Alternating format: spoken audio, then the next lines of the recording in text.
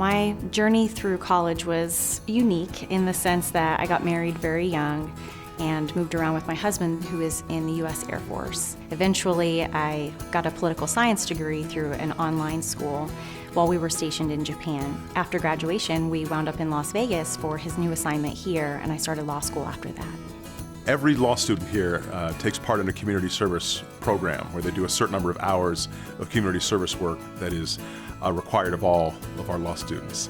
The event that changed the trajectory of my law school experience and really put me on the path toward human rights work was my first day of my international human rights law class. In walked this young, new professor to the law school named Fatma Maroof. Hillary is a really special person because she definitely doesn't see any bounds in terms of what she can do.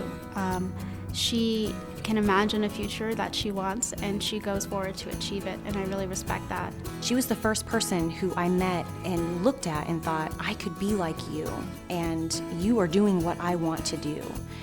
And I eventually went on to become her research assistant, her clinic student for several semesters in the immigration clinic that she directed. She also has a very deep level of empathy and compassion for the suffering of others. In the immigration clinic, I got to work for individuals who were in the United States without documentation, and they had gone through intense violence or had been victims of crime. For example, my first client was a young woman who was 14. She was referred to us to the Salvation Army. Hillary Walsh has been an amazing advocate for trafficking victims in the Las Vegas community. She has worked tirelessly to advocate on their behalf. She knows how to work with survivors of trafficking and knows how to give them the respect and dignity that they deserve. We almost always have the same common goal, which is to provide for a good life for our families. And knowing that as an attorney, you have that ability, if only you donate that time, it's incredibly empowering and humbling. Because of Hillary's work, they have been able to be recognized as legal citizens, have been able to start to contribute to the community, and it's made a tremendous impact on their lives. I knew I wanted to do immigration work, but I got a job out of law school at a really great commercial litigation firm. When she was practicing as a litigator at a prominent Las Vegas firm, she learned that her husband was going to be deployed and it would be taking them to South Korea.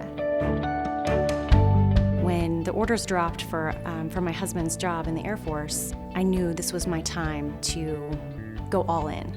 She immediately was able to look at the opportunities that that would provide, and she came to me right away and said, okay, what can we do now?